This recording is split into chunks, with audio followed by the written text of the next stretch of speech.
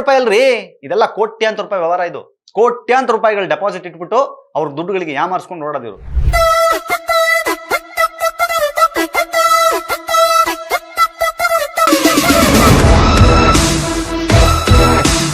ನೀವು ತಪ್ಪು ಮಾಡ್ತಾ ಇದ್ದೀರಿ. ಇದು 1-2ರಿಂದ ಆರಂಭವಾಗಿ ನಾಳೆ 10 ಬ್ಯಾಂಕ್ಗಳು ಇದ್ರಲ್ಲಿ ಸಿಗಾಕೋತವೆ.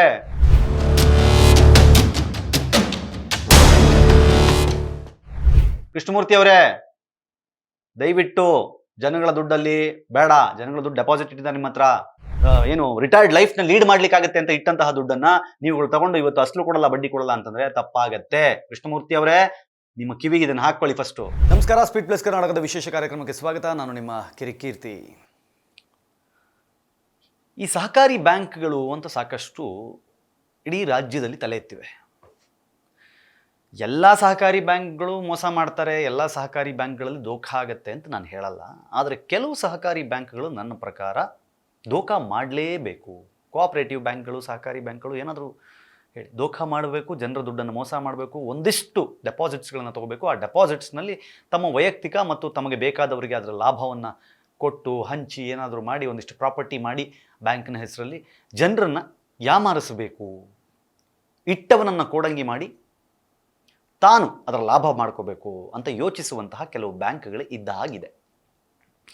ಯಾಕೆ ಈ ಮಾತನ್ನು ಹೇಳ್ತಾ ಇದ್ದೀನಿ ಅಂತಂದರೆ, ಇತ್ತೀಚೆಗೆ ನಮ್ಮ ಆಫೀಸ್ಗೆ ಯಾರೋ ನಮ್ಮನ್ನು ಹುಡುಕೊಂಡು ಬಂದಿದ್ರು.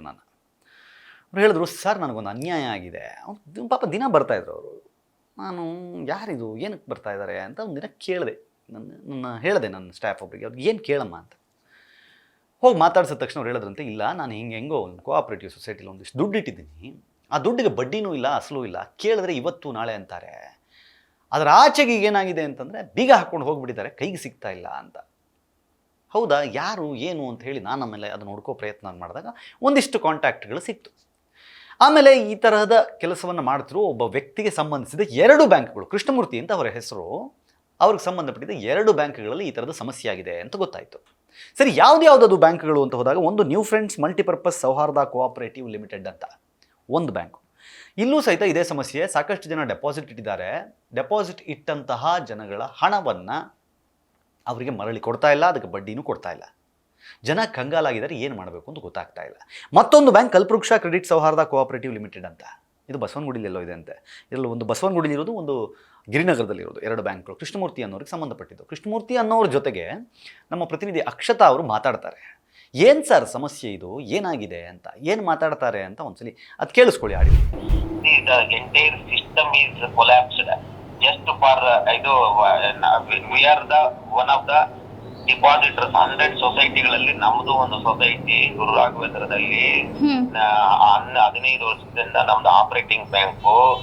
ಅಲ್ಲಿ ಪ್ರಾಬ್ಲಮ್ ಆಗಿರೋದ್ರಿಂದ ಕೋವಿಡ್ ಪ್ರಾಬ್ಲಮ್ ಇಂದ recovery problem for the last 4.5 years entire ನಮ್ಮ ಸೊಸೈಟಿ ಏನಿದೆ ಸಿಸ್ಟಮ್ ಕೊಲಾಪ್ಸ್ ಆಗಿದೆ. ಅಂಥದ್ರಲ್ಲಿ we are able to pay the interest last 1.5 year ವರೆಗೂ ಪೇ ಮಾಡಿದೀವಿ. ಬಿಕಾಸ್ ಆಫ್ ಯಾರೋ ಇಬ್ರು ಕಂಪ್ಲೇಂಟ್ ಕೊಟ್ಟಿರೋದ್ರಿಂದ ಇದು FIR ಆಗಿ, ಆದ್ಮೇಲೆ ತಿರ್ಗಾ ಮತ್ತೆ ನಾವು ಆಂಟಿಸಿಪೇಟರಿ ಬೇಲ್ ತಗೊಂಡು ಮತ್ತೆ ನಮ್ಮ ಇದು ಡಿಸ್ಕ್ವಾಲಿಫಿಕೇಶನ್ ಆಗಿರೋದ್ರಿಂದ ಅದನ್ನ ಸೆಟ್ ಅಸೈಡ್ ಮಾಡಿಸಿ again we have commit to the board. ಈಗ ಪ್ರಾಬ್ಲಮ್ ಬಂದಿರೋದು ನಮಗೆ ಇವಾಗ 2.25 ಕೋಟಿ ನಮ್ಮ ಬ್ಯಾಂಕ್ ಅಲ್ಲಿ ಇದೆ. We are not able to disperse those amount because freeze ಆಗಿದೆ. ಸರ್, ಇವಾಗ ಇನ್ನೊಂದೇನು ಗೊತ್ತಾ, ನಿಮಗೆ ಇಬ್ರು ಕಂಪ್ಲೇಂಟ್ ಮಾಡಿದ್ದಕ್ಕೆ ಇಷ್ಟು ಪ್ರಾಬ್ಲಮ್ ಆಯಿತು. ಇವಾಗ ಆಲ್ಮೋಸ್ಟ್ ಅಷ್ಟು ಜನ ಸೇರ್ಕೊಂಡು ನಿಮ್ಮ ಬ್ಯಾಂಕ್ ಮೇಲೆ ಕಂಪ್ಲೇಂಟ್ ಮಾಡಿದ್ರೆ ಇನ್ನು ಯಾವ ಪರಿಸ್ಥಿತಿ ತಲುಪೋದು ನಿಮ್ಮ ಬ್ಯಾಂಕು? ಅಲ್ಲ ಮೇಡಮ್ ಕಂಪ್ಲೇಂಟ್ ಅಷ್ಟೇ ಆಗೋದು. ಈಗ 379 ಅಂದ್ರೆ 379 ಅದಕ್ಕೆ ಬೇರೆ ಏನೋ ಆಗಲ್ಲ, ಚೇಂಜ್ ಮಾಡಕ್ ಆಗಲ್ಲ. ಇವಾಗ ಒಬ್ಬರು ಕಂಪ್ಲೇಂಟ್ ಮಾಡಿದ್ರು ಅಷ್ಟೇ, 100 ಜನ ಕಂಪ್ಲೇಂಟ್ ಮಾಡಿದ್ರು ಅಷ್ಟೇ. The nature what is actually fact ಅಷ್ಟೇ ಇರೋದು. ಈಗ ನಾವು ಏನ್ ಹೇಳ್ತಾ ಇರೋದು ಅಂದ್ರೆ, ನೀವು ನನಗೆ ಒಂದು 10 ನಿಮಿಷ ಟೈಮ್ ಕೊಟ್ರೆ I am ready to give the press conference through your channel only based on the complaint what you have received. ನಾನು ಎಲ್ಲದಕ್ಕೂ ರೆಡಿ ಇದ್ದೀನಿ. ನಮ್ಗೇನ್ ತೊಂದರೆ ಇಲ್ಲ. ಇದು ಅದಕ್ಕೆ ನಾನು ಹೇಳ್ತಾ ಇರೋದು, ನಮ್ಮ ಒಂದು ಕನ್ಸರ್ನ್ ಕೂಡ ನೀವು ತಗೊಳ್ಳಿ. ನೀವು ನಾಳೆ ಬಾ ಅಂದ್ರೆ ನಾಳೆ ಬರ್ತೀನಿ. ಎಷ್ಟು ಗಂಟೆಗೆ ಅಂದ್ರೆ ಹೇಳಿ, ಟೈಮ್ ಮಾಡ್ಕೊಂಡು ಬರ್ತೀನಿ. ನಾನು ಫೋನ್ ಮಾಡ್ಬಿಟ್ಟು. ಆಯ್ತಾ? ಅವ್ರು ಹೇಳ್ತಾರೆ, ಹೌದು ಸಮಸ್ಯೆ ಆಗಿದೆ, ನಾವು ಬಂದು ಮಾತಾಡ್ತೀವಿ. ಬಂದು ಮಾತಾಡೋದು ಬೇಡ ಸ್ವಾಮಿ, ನೀವು ನಮ್ಮ ಹತ್ರ ಬಂದು ಮಾತಾಡೋ ಬದಲು ಜನಗಳ ಹತ್ರ ಮಾತಾಡಿ. ಯಾರು ದುಡ್ಡು ಇಟ್ಟಿದಾರಲ್ಲ ಅವ್ರ ಹತ್ರ ಮಾತಾಡಿ. ಅವ್ರಿಗೆ ಏನಾಗಿದೆ ಸಮಸ್ಯೆ ಅಂತ ಕೇಳಿ. ಅವ್ರ ದುಡ್ಡನ್ನ ಯಾಕೆ ವಾಪಸ್ ಕೊಡ್ತಿಲ್ಲ ಅಂತ ಅವ್ರಿಗೆ ಹೇಳಿ. ಯಾವಾಗ ವಾಪಸ್ ಕೊಡ್ತೀವಿ ಅನ್ನೋದನ್ನ ಅವ್ರಿಗೆ ಹೇಳಿ. ಅದನ್ನು ಬಿಟ್ಟು ನೀವು ಮಾತಾಡೋಕ್ಕೇನಿದೆ ಇಲ್ಲಿ ಮಣ್ಣು, ಮಾತಾಡೋಕ್ಕೇನಿದೆ ಮಣ್ಣು. ಆಯಿತು, ಇವರೇನೋ ಹಿಂಗಂದ್ರು, ಜನ ಬಂದು ಹೇಳ್ತಾ ಇದ್ದಾರೆ, ಏನು ಹೇಳ್ತಾರೆ ಜನಗಳು ಅಂತ ಅಂದ್ಕೊಂಡು ಇದನ್ನೆಲ್ಲ ಹುಡ್ಕೊಂಡು ಹೋದ್ವಿ. ಇದಕ್ಕೆ ಸಂಬಂಧಪಟ್ಟವ್ರು ಯಾರು ಇಟ್ಟಿದ್ದಾರೆ ಏನು ಅಂತ ನೋಡಿದಾಗ ಒಬ್ಬ ವೃದ್ಧರು ಮಾತಾಡ್ತಾರೆ. ಅವ್ರು ಏನು ಮಾತಾಡ್ತಾರೆ ನೋಡಿ. ಬಡ್ಡಿನೂ ಬರಲಿಲ್ಲ, ಅಸಲು ಬರಲಿಲ್ಲ, ಫೋನು ತಗೊಳ್ಳಿಲ್ಲ, ಲ್ಯಾಂಡ್ಲೈನು ವರ್ಕ್ ಆಗಲಿಲ್ಲ. ಹಾಗೆ ಅಂತ ಹೇಳಿದ್ರು. ನೆನ್ನೆನೂ ಇದೇ ಥರ ಆಯಿತು. ಇದು ನಮ್ಮ ಪರಿಸ್ಥಿತಿ. ಇವ್ರು ಹೇಳೋದು, ಇವ್ರು ನೋಡಿ ಆ ಡಾಕ್ಯುಮೆಂಟ್ಸ್ನೆಲ್ಲ ನೋಡಿದಾಗ ಅನ್ಸುತ್ತೆ ಸಾಕಷ್ಟು ಲಕ್ಷ ರೂಪಾಯಿಗಳನ್ನು ತೊಗೊಂಡೋಗಿ ಬ್ಯಾಂಕ್ಗಳಲ್ಲಿ ಇಟ್ಟಿದ್ದಾರೆ. ಬ್ಯಾಂಕ್ಗಳಲ್ಲಿ ಇಟ್ಬಿಡಿ ಅದು ದುಡ್ಡು ಲಕ್ಷ. ಪಾಪ ಅವ್ರ ಸೇವಿಂಗ್ಸು, ಕಷ್ಟಪಟ್ಟು ದುಡ್ದಿದ್ದು, ಮಗ ಕಳಿಸಿದ್ದು ಏನೋ ಇದ್ದಿರ್ಬೋದ್ರಿ. ಅವ್ರು ನೋವಿನ ಕಾಸೋದು, ದುಡ್ದು ಕಾಸೋದು ಏನೋ ಕಷ್ಟ ಕಾಲಕ್ಕಾಗುತ್ತೆ, ಮುಂದೆ ಯಾವತ್ತೋ ಒಂದು ದಿನ ನನಗೆ ಸಿಗುತ್ತೆ ಅನ್ನೋ ಅರ್ಥದಲ್ಲಿ ಅಲ್ಲಿ ಇಟ್ಟಿದ್ದಾರೆ. ಅದನ್ನು ತೊಗೊಂಡು ಇವರು ಇಷ್ಟ ಬಂದವ್ರಿಗೆ ಲೋನ್ ಕೊಡೋದು, ಇಷ್ಟ ಬಂದವ್ರಿಗೆ ಪ್ರಾಪರ್ಟಿ ಕೊಡೋದು, ಇಷ್ಟ ಬಂದಿದ್ದ ಪ್ರಾಪರ್ಟಿಗಳನ್ನ ಪರ್ಚೇಸ್ ಮಾಡೋದು. ಏನು ಆಟ ಆಡ್ತಾ ಇದ್ದೀರಾ? ನಿಮ್ಮಿಂದಾಗಿ ನಿಜವಾಗಿಯೂ ಒಳ್ಳೆ ರೀತಿಯಲ್ಲಿ ನಡೆಯುವ ಸಹಕಾರಿ ಬ್ಯಾಂಕ್ಗಳು ಮತ್ತು ಕೋಆಪರೇಟಿವ್ ಸೊಸೈಟಿಗಳಿದೆ, ಅವಕ್ಕೆ ಅವಮಾನ ಆಗುತ್ತೆ.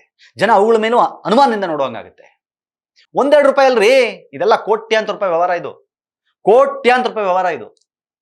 ಕೋಟ್ಯಾಂತರ ರೂಪಾಯಿಗಳು ಡೆಪಾಸಿಟ್ ಇಟ್ಬಿಟ್ಟು ಅವ್ರ ದುಡ್ಡುಗಳಿಗೆ ಯಾಮಾರಿಸ್ಕೊಂಡು ನೋಡೋದಿರು.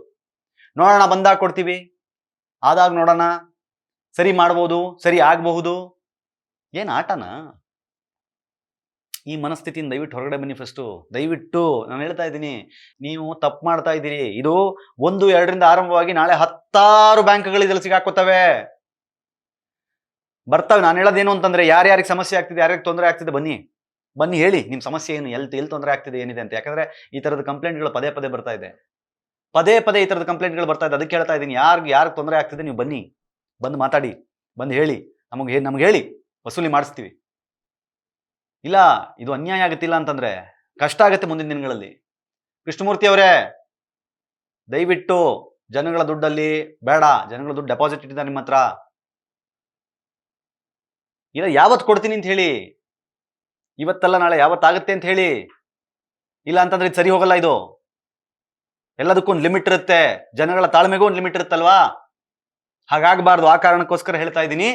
ಇಲ್ಲ ಅಂತಂದ್ರೆ ಸರ್ಕಾರ ಈ ಕೂಡಲೇ ಇದ್ರ ಕಡೆ ಗಮನ ಹರಿಸಬೇಕು. ಆ ಬ್ಯಾಂಕ್ಗಳು ಯಾವುದು ಅಂತ ಪತ್ತೆ ಹಚ್ಚಬೇಕು. ಪತ್ತೆ ಹಚ್ಚಿ ನಾವೇ ಹೇಳ್ತಾ ಇದೀವಿ ಕೇಳ್ರಿ. ಒಂದು ನ್ಯೂ ಫ್ರೆಂಡ್ಸ್ ಮಲ್ಟಿಪರ್ಪಸ್ ಸೌಹಾರ್ದ ಕೋಆಪರೇಟಿವ್ ಲಿಮಿಟೆಡ್, ಅವ್ರ ಜೊತೆ ಮಾತಾಡಿರೋದು ಆಡಿಯೋ ರೆಕಾರ್ಡಿಂಗ್ಸ್ ಸಹಿತ ನಿಮ್ಗೆ ಕೇಳಿಸಿದ್ವಿ. ಇನ್ನೊಂದು ಕಲ್ಪವೃಕ್ಷ ಕ್ರೆಡಿಟ್ ಸೌಹಾರ್ದ ಕೋಆಪರೇಟಿವ್ ಲಿಮಿಟೆಡ್, ಅದಕ್ಕೆ ಸಂಬಂಧಪಟ್ಟ ಹಾಗೆ ಜನಗಳು ಮಾತಾಡೋ ಬೈಟ್ಗಳು ನಿಮ್ಗೆ ಕೇಳಿಸ್ತಾ ಇದೀವಿ. ಇನ್ಫ್ಯಾಕ್ಟ್ ಈ ಕಲ್ಪವೃಕ್ಷ ಕ್ರೆಡಿಟ್ ಸೌಹಾರ್ದ ಕೋಆಪರೇಟಿವ್ ಲಿಮಿಟೆಡ್ ಇದೆಯಲ್ಲ, ಇದರ ಬ್ಯಾಂಕ್ ಹತ್ರನೇ ಹೋಗಿದ್ವಿ ನಾವು. ಬ್ಯಾಂಕ್ ಹತ್ರ ಹೋದಾಗ ಬ್ಯಾಂಕಿಗೆ ಬೀಗ ಜಡ್ದಿಟ್ಟಿದ್ದಾರೆ. ಬ್ಯಾಂಕೇ ಇಲ್ಲ ಅಲ್ಲಿ ಸ್ಪಾಟ್ ಅಲ್ಲಿ. ಇವತ್ತು ಅಲ್ಲಿಗೊಬ್ರು ಬಂದಿದ್ರು, ಅಲ್ಲಿ ಕಾಯ್ಕೊಂಡು ನಿಂತಿದ್ರು ಬ್ಯಾಂಕ್ ಓಪನ್ ಆದ್ರೆ ಅಂತ. ಅಲ್ಲೊಬ್ರು ಮಾತಾಡಿದ್ದಾರೆ, ಆ ಬೈಟು ಕೇಳಿಸ್ಕೊಳ್ಳಿ. ಆಲ್ಮೋಸ್ಟ್ ನಮ್ಮ ಹೌಸ್ ಹೋಲ್ಡ್ ಸೇವಿಂಗ್ಸೇ ಇಲ್ಲಿ ಇಟ್ಟಿರೋ ಸರ್, ಸುಮಾರು 23 ಲಕ್ಷ ಸರ್. ಬಟ್ ನಮ್ಗಷ್ಟು ಮನಿ ಪವರ್ ಇಲ್ಲ, ಮಸಲ್ ಪವರ್ ಇಲ್ಲ.